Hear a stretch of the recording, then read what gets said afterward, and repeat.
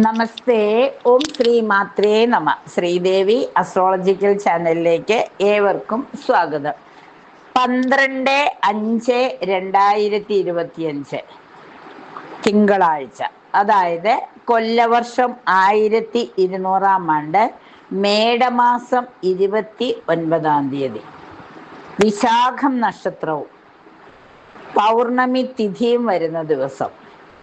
സൂര്യോദയം 5:47 AM സൂര്യാസ്തമയം 6:22 PM Rahukalam 7:22 AM മുതൽ 8:56 AM വരെയും ഗുളികകാലം 1:39 PM മുതൽ 3:14 PM വരെയും യമകണ്ഠകാലം 10:30 AM മുതൽ 12:05 PM വരെയുമാണ്. അഭിജിത്ത് മുഹൂർത്തമാകട്ടെ 11:41 AM മുതൽ 12:03 PM വരെയും 12:07 PM മുതൽ 12:29 PM വരെയും തുടരുന്നു. ചന്ദ്രാഷ്ടമം വരുന്നത് മീനം രാശിക്കാർക്കാണ്. ഗുളികോദയം വരുന്നത് കന്നിയിലുമാണ്. അപ്പം ഈ ഗ്രഹനില ഒന്ന് നമ്മൾ പരിശോധിക്കുമ്പോൾ തിങ്കളാഴ്ചയാണ്, ബുദ്ധ പൂർണിമയാണ്, ഏറ്റവും വൈശാഖ മാസത്തിലെ വളരെ പ്രാധാന്യമുള്ള ഒരു ദിവസമാണ്. എല്ലാവർക്കും പൗർണമി നാളിൽ തന്നെ ദുർഗാദേവിയെ പ്രാർത്ഥിച്ചാൽ തന്നെ പൂർണ്ണഫലം കിട്ടും. പ്രത്യേകിച്ചും ബുദ്ധ പൂർണിമ നാളിൽ നമ്മൾ പ്രാർത്ഥനകളും ഒക്കെ ചെയ്യുന്നതുകൊണ്ട് കൂടുതൽ ഫലം കിട്ടും. ശരിക്കും തിങ്കളാഴ്ച വ്രതം എടുക്കുന്ന സ്ത്രീകളൊക്കെ തിങ്കളാഴ്ച വ്രതം എടുക്കുക. അമ്മയുടെ പൂർണ്ണ അനുഗ്രഹം കിട്ടുന്ന ദിവസമാണ്. അതുപോലെ നെടുമംഗല്യം ഉണ്ടാവാനും മംഗല്യാവാത്തവർക്ക് മംഗല്യം ലഭിക്കുന്നതിനും പുതിയ ജ്ഞാനം അല്ലെങ്കിൽ അറിവ് ഉണ്ടാവുന്നതിനും ഒക്കെ ആയിട്ട് ശിവപാർവതിമാരെ പ്രാർത്ഥിക്കുന്നത്, ഉമാമഹേശ്വര പൂജയിൽ പങ്കുകൊള്ളുന്നത്, നമ്മളുടെ മാധവ മാസത്തിൽ അല്ലെങ്കിൽ വൈശാഖ മാസത്തിൽ ഏറ്റവും പുണ്യമുള്ള ഒരു ദിവസമായതുകൊണ്ട് പൗർണമി പൂജയിൽ പങ്കുവരുന്നതൊക്കെ, പൗർണമിക്ക് നെയ്ദീപം തെളിച്ച അമ്മയെ എതിരേൽക്കുന്നതൊക്കെ, മഹാലക്ഷ്മിയെ വീട്ടിലേക്ക് എതിരേൽക്കുന്നതൊക്കെ എല്ലാവിധ സൗഭാഗ്യങ്ങളും, മഹാവിഷ്ണുവിനെയും മഹാലക്ഷ്മിയെയും എതിരേൽക്കുന്നത് 3 പ്രധാനപ്പെട്ട വിശേഷ ദിവസങ്ങളിൽ ഒന്നാണ്. ഈ ബുദ്ധ പൂർണിമ നാളിൽ നമ്മൾ ഭഗവാനെ പ്രാർത്ഥിച്ചാൽ പുണ്യം കിട്ടുമെന്നായിരുന്നു. പിന്നെ അക്ഷയ തൃതീയ നാളിലും അതുപോലെ തന്നെ ശുക്ലപക്ഷ ദ്വാദശിയിലും പ്രാർത്ഥിച്ചാൽ വലിയ ഫലം കിട്ടുമെന്നായിരുന്നു. പക്ഷെ നമുക്ക് ദ്വാദശിയിൽ വേണ്ടത്ര അറിവുണ്ടായില്ല പറഞ്ഞു തരാനായിട്ട്. അതുപോലെ തന്നെ അക്ഷയ തൃതീയയുടെ പ്രാധാന്യം പറഞ്ഞുവെങ്കിൽ പോലും അന്ന് വൈശാഖ മാസത്തിലെ അക്ഷയ തൃതീയ നാളിൽ പ്രാർത്ഥനകളും വ്രതങ്ങളും എടുത്താൽ കൂടുതൽ ഫലസിദ്ധി ഉണ്ടാകുമെന്നറിഞ്ഞിരുന്നെങ്കിലും വൈശാഖ മാസം മുഴുവൻ വ്രതമെടുത്ത ഫലസിദ്ധി ഈ വൈശാഖ മാസത്തിലെ ദ്വാദശിക്ക് വ്രതമെടുത്താൽ, ദ്വാദശി പൂജയിൽ പങ്കെടുത്താലും അതുപോലെ തന്നെ അക്ഷയ തൃതീയ നാളിൽ പ്രാർത്ഥനകളും പൂജകളും ചെയ്താലും, ബുദ്ധ പൂർണിമയിൽ പൂജകളും പ്രാർത്ഥനകളും ഒക്കെ ചെയ്താലും, നരസിംഹ ജയന്തിക്ക് പ്രാർത്ഥനകളൊക്കെ ചെയ്താലും ഫലങ്ങൾ കിട്ടുമെന്നാണ് വിശ്വാസം. അപ്പോൾ പൂർണ്ണഫലം കിട്ടുന്നതിനായി എല്ലാവരും ദുർഗാദേവിയെ പ്രാർത്ഥിക്കുന്നത് നന്നായിരിക്കും. ഇനി നമുക്ക് 27 നക്ഷത്രക്കാർക്കും എന്തൊക്കെ ഗുണഫലങ്ങളാണ് ഉണ്ടാകുന്നത് എന്നൊന്ന് നമുക്ക് നോക്കാം. മേടം രാശിക്കാരെ സംബന്ധിച്ചിടത്തോളം ആരോഗ്യസ്ഥിതി അപ്രതീക്ഷിതമായി അല്പം വഷളാകുന്നതാണ്. പണച്ചിലവുകൾ വർദ്ധിക്കുന്നതാണ്. അതുപോലെ തന്നെ കുടുംബത്തിൽ സ്വസ്ഥതയും സമാധാനവും വർദ്ധിക്കും. അനുകൂലമായ സാഹചര്യങ്ങൾ വന്നു ചേരുന്നതാണ്. കുടുംബാന്തരീക്ഷത്തിൽ എല്ലാവരുമായിട്ട്, സുഹൃത്തുക്കളും അതുപോലെ തന്നെ കുടുംബാംഗങ്ങളുമായി ഒരു ഐക്യം നിലനിർത്തി കൊണ്ടുപോകുവാൻ സാധിക്കും. കുടുംബ സ്വത്തിൻ്റെ കാര്യത്തിൽ തീരുമാനമുണ്ടാകും. ആത്മാർത്ഥ സുഹൃത്തുക്കളിൽ നിന്നും സഹായ സഹകരണങ്ങൾ പ്രതീക്ഷിക്കാം. സർക്കാർ ആനുകൂല്യങ്ങൾ വേഗത്തിൽ ലഭിക്കുന്നതിനുള്ള സാധ്യതയും ഉണ്ട്. അതുപോലെ തന്നെ പുതിയ വാഹനം വാങ്ങുന്നതിനുള്ള ഒരു അവസരവും വന്നു ചേരും. പൊതുജനങ്ങളുമായി കലഹിക്കാതിരിക്കുവാൻ പ്രത്യേകം ശ്രദ്ധിക്കണം. സന്താനങ്ങളുടെ വിവാഹാലോചനകൾക്ക് അനുകൂലമായ സാഹചര്യം വന്നു ചേരും. കടബാധ്യതകൾ വർദ്ധിക്കുവാനുള്ള സാധ്യതകളുള്ളതുകൊണ്ട് പണച്ചിലവ് വളരെ നിയന്ത്രിക്കേണ്ടതാണ്. വിവാഹാലോചനകൾക്ക് തടസ്സം വന്നാൽ പോലും ഉമാമഹേശ്വര പൂജയും പ്രാർത്ഥനയൊക്കെ ചെയ്യുന്നത് മൂലം അനുകൂലമായ തീരുമാനങ്ങൾ വന്നു ചേരും. വിദേശയാത്രാ പരിശ്രമങ്ങൾ വിജയത്തിൽ കലാശിക്കും. അപ്പം എല്ലാവിധ സൗഭാഗ്യങ്ങളും സമയബന്ധിതമായി അനുഭവിക്കുന്നതിന് നരസിംഹസ്വാമിയെ പ്രാർത്ഥിക്കുന്നത്, ദുർഗാദേവിയെ പ്രാർത്ഥിക്കുന്നത്, കുടുംബത്തിൽ മഹാവിഷ്ണുവിൻ്റെ അവതാര ദർശനത്തിനായി അമ്മയും ഭഗവാനുമൊക്കെ ഗൃഹസന്ദർശനത്തിന് വരുന്നത് അനുഭവിക്കുവാനായി ദീപം തെളിച്ച് പ്രാർത്ഥിക്കൂ. എല്ലാവിധ സൗഭാഗ്യങ്ങളും അനുഭവത്തിൽ വന്നു ചേരുന്നതാണ്. ഇടവൻ രാശിക്കാരെ സംബന്ധിച്ചിടത്തോളം തൊഴിൽ രംഗത്തെ അപവാദങ്ങൾക്കിടയാവും.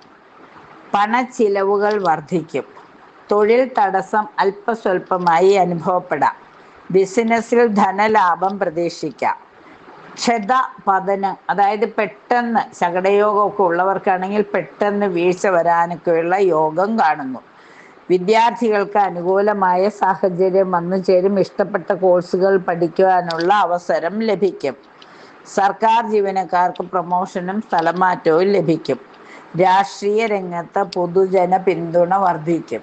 ഗ്രഹോപകരണങ്ങൾ വാങ്ങും. ഉപകാരം ചെയ്തവരെ പ്രീതിപ്പെടുത്തുന്നതിന് വേണ്ടി പാർട്ടികളൊക്കെ സംഘടിപ്പിക്കും.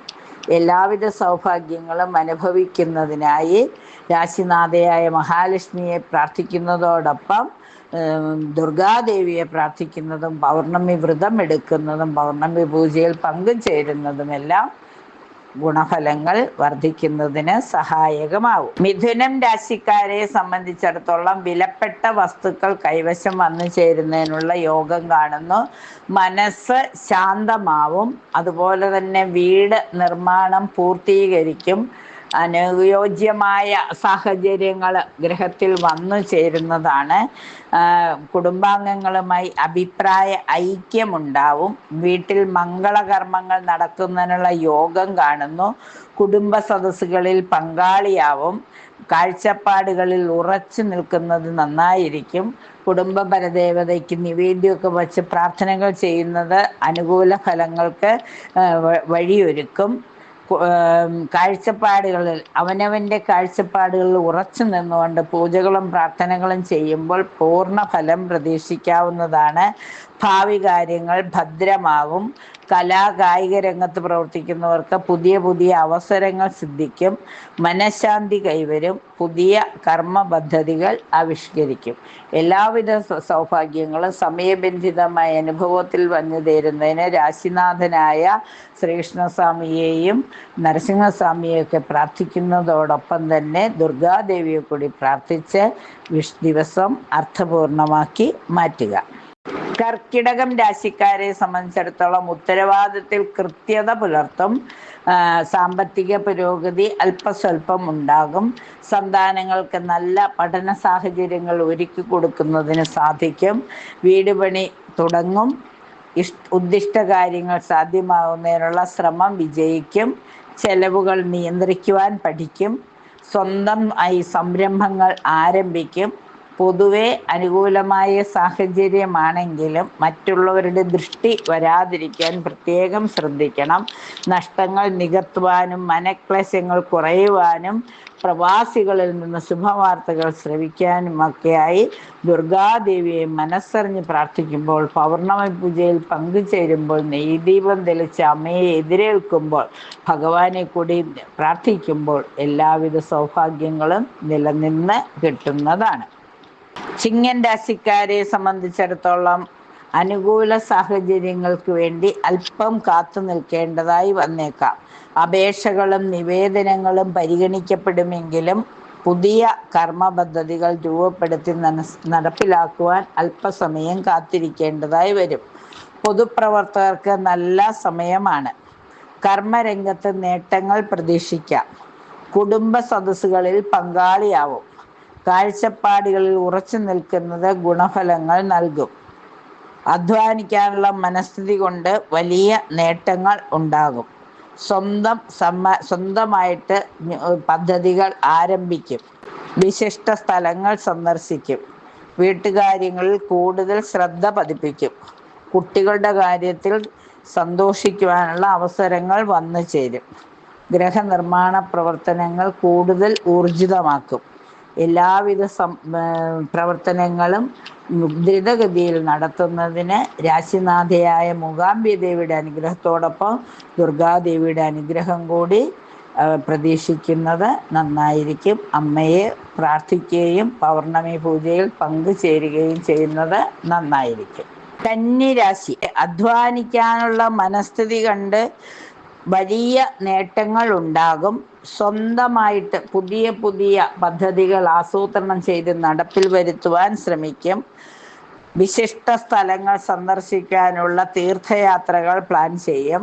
അതുപോലെ തന്നെ കർമ്മരംഗത്തെ കൂടുതൽ കാര്യങ്ങൾ ചിട്ടപ്പെടുത്തി വയ്ക്കും. പ്രോജക്റ്റുകൾ, പ്ലാനുകളെല്ലാം തയ്യാറാക്കി വെച്ച് സമയബന്ധിതമായി അത് നടപ്പിൽ വരുത്തുവാൻ ശ്രമിക്കും.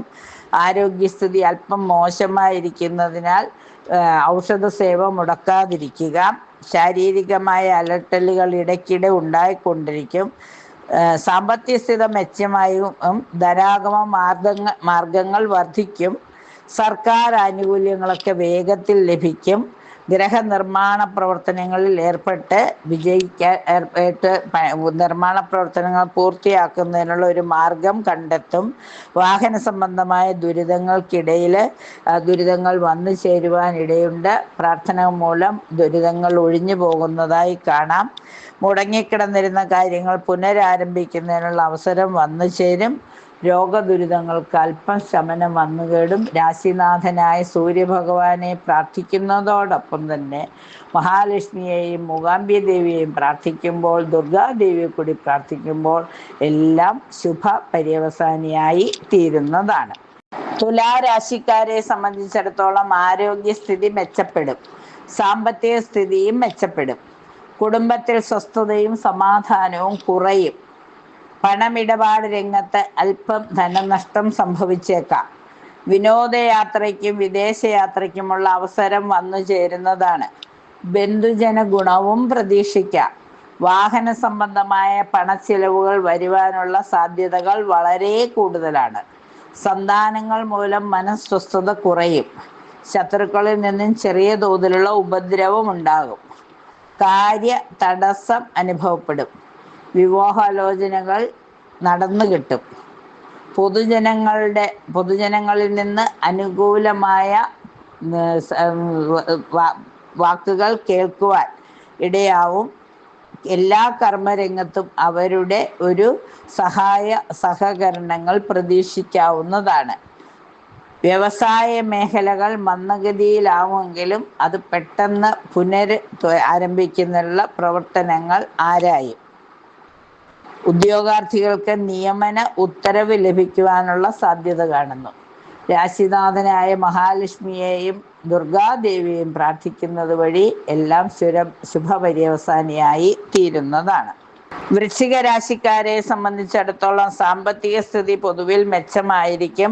ധനാഗമ മാർഗങ്ങൾ വർദ്ധിക്കും. സർക്കാർ ആനുകൂല്യങ്ങൾ വേഗത്തിൽ ലഭിക്കുന്നതിനുള്ള തന്ത്രങ്ങൾ ആരായും. വാഹന സംബന്ധമായ ദുരിതങ്ങൾ വന്ന നഷ്ടങ്ങൾ പരിഹരിക്കുന്നതിന് ഇൻഷുറൻസ് കമ്പനിയിൽ നിന്നും പണം ലഭിക്കും. സന്താനങ്ങൾ മുഖേന മാനസിക ബുദ്ധിമുട്ടുകൾ വരും.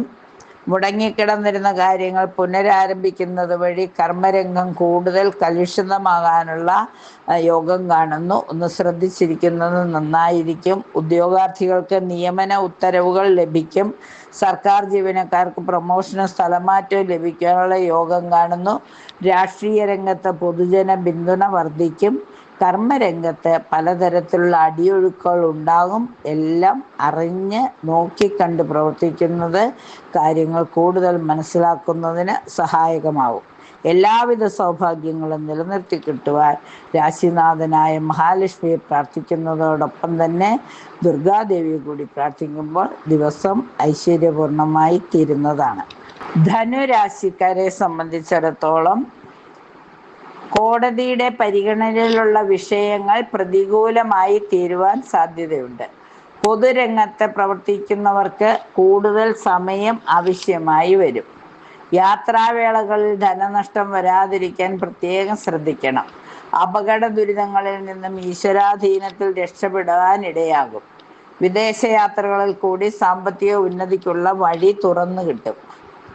തൊഴിൽ രംഗത്തുണ്ടായിരുന്ന തടസ്സങ്ങൾ ഒരു പരിധിവരെ മാറിക്കിട്ടും. ബിസിനസ്സിൽ സാമ്പത്തിക നേട്ടം പ്രതീക്ഷിക്കാം. പണച്ചിലവുകൾ വർദ്ധിക്കും. ധനാഗമ മാർഗങ്ങൾ വർദ്ധിക്കും. സർക്കാർ ആനുകൂല്യങ്ങൾ സമയബന്ധിതമായി കിട്ടുന്നതിന് വേണ്ട പ്രവർത്തനങ്ങൾ കണ്ടെത്തണം. കൂടുതൽ പരിശ്രമങ്ങൾ ആവശ്യമായി വരുന്ന സമയമാണ്. എല്ലാവരെയും അന്ധമായി വിശ്വസിക്കാതിരിക്കുക. കണ്ടകശനി കാലമായതുകൊണ്ട് കൂടുതൽ കരുതിയിരിക്കുന്നത് നന്നായിരിക്കും. രാശിനാഥനായ മഹാവിഷ്ണുവിനെ പ്രാർത്ഥിക്കുന്നതിനോടൊപ്പം ബുദ്ധപൗർണിമയായതിനാൽ പൗർണമി പൂജയിൽ കൂടി പങ്കുചേരുന്നത് നന്നായിരിക്കും. എല്ലാവിധ സൗഭാഗ്യങ്ങളും അനുഭവത്തിൽ വരുവാൻ മഹാലക്ഷ്മിയെയും മഹാവിഷ്ണുവിനെയും പ്രാർത്ഥിക്കുന്നത് ശുഭപര്യവസാനിയായിത്തീരും. മകരം രാശി. അപ്രതീക്ഷിത ധനലാഭം പ്രതീക്ഷിക്കാം. അപ്രതീക്ഷിതമായ സാമ്പത്തിക ലാഭം പ്രതീക്ഷിക്കാം. കർമ്മരംഗത്തെ കൂടുതൽ പേരെ ചേർത്ത് കർമ്മപദ്ധതി വിപുലീകരിക്കുന്നതിനുള്ള ശ്രമം ഒരു പരിധിവരെ വിജയിക്കും. വിവാഹം നടക്കുകയോ ആലോചനകൾ ആരംഭിക്കുകയോ ചെയ്യാവുന്നതാണ്. സന്താനങ്ങൾക്കും ബന്ധുക്കൾക്കും നല്ല സമയം വന്നു ചേരും.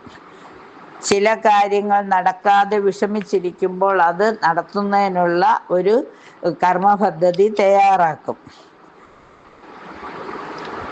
ശുഭകാര്യങ്ങൾക്ക് യോഗം സന്താനങ്ങളെ കൊണ്ട് വന്നു ചേരുന്നതാണ്.